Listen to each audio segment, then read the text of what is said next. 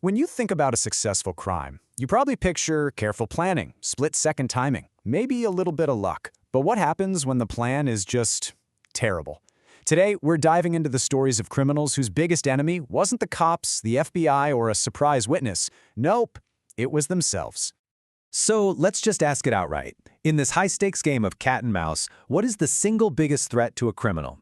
Is it some high-tech surveillance system, a brilliant detective who never sleeps, or maybe it's just plain old bad luck? Well, the answer, way more often than you'd think, is the person staring back at them in the mirror.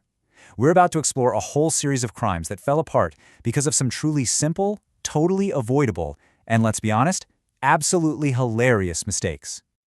But we're not just here to point and laugh. Okay, maybe a little. Think of this as a masterclass in what not to do. We're going to analyze the common threads that turn a would-be criminal mastermind into the star witness for their own prosecution.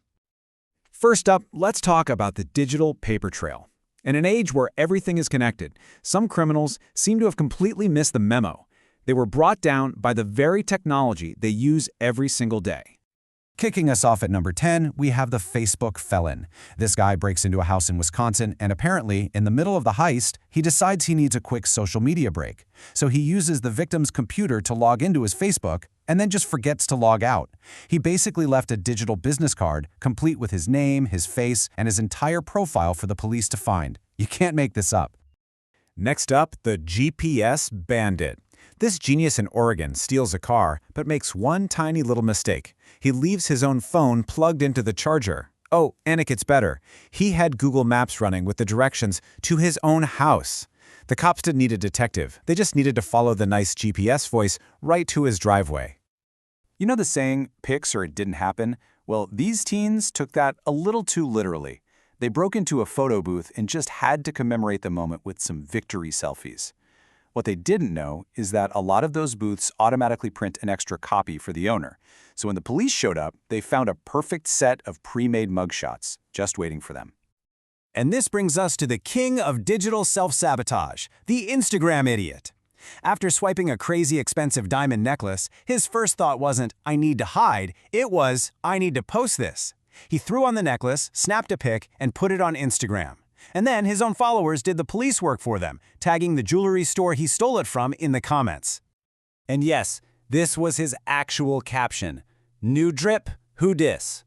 The level of audacity is just wow. He didn't just get caught by technology, he actively used it to broadcast his crime to the entire world. His need for a few likes on social media literally led the police right to him. Okay, so moving on from the tech-challenged, let's look at our next group. These folks didn't need a smartphone to get caught. Nah, they managed it the old-fashioned way, by leaving behind clues so personal, it was basically like sending the cops a written invitation. This one is just bizarre. A burglar in Ohio steals a bunch of stuff from a house, but then decides to shoot his shot and leaves his phone number on a napkin for the homeowner. So what do the police do? They set up a sting operation, arranging a fake date. He showed up expecting a romantic evening and got a pair of handcuffs instead. Here, man's best friend accidentally becomes the prosecution's best witness. A guy robs a gas station in Kansas and for some reason decides to bring his dog with him. Well, the friendly pup got away, and when the police found it, they noticed its collar. And what was on the collar? The owner's name and full address. All they had to do is give the dog a few pats and follow him home. And sometimes, it's just a classic case of Butterfingers. This guy in Pennsylvania was so determined to get a six-pack of beer that he broke into a store. But in his rush to get out, he dropped his wallet.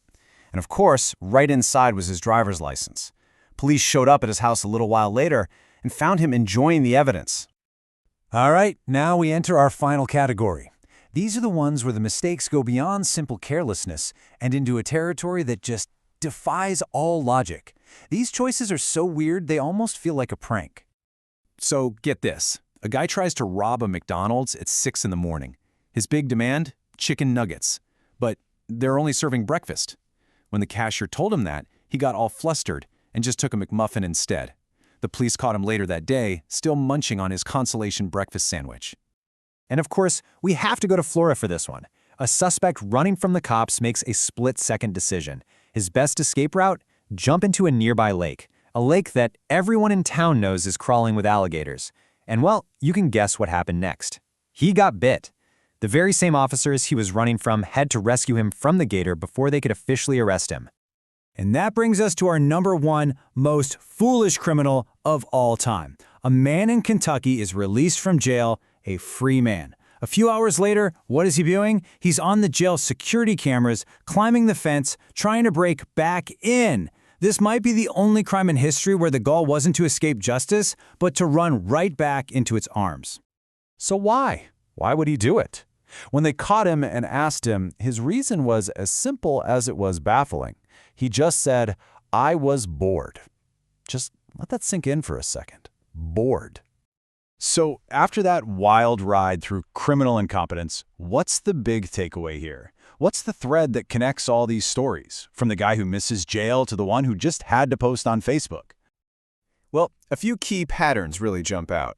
First, there's absolutely zero forward planning. It's all impulse. Then there's this total blindness to their own digital footprint. We also see this massive, unchecked overconfidence. They're so sure they're going to get away with it, they don't see the obvious flaws. They also consistently prioritize some tiny, trivial want, a selfie, a McMuffin, over their own freedom. But really, it all boils down to one thing: a complete and total lack of awareness. And that leaves us with one last question to chew on. Are these stories just funny, one-off exceptions to the rule, or do they tell us something more fundamental about crime? Maybe the criminals we always hear about, the ones who get caught, aren't the masterminds. Maybe they're just the ones who make these kinds of foolish, obvious mistakes. Something to think about.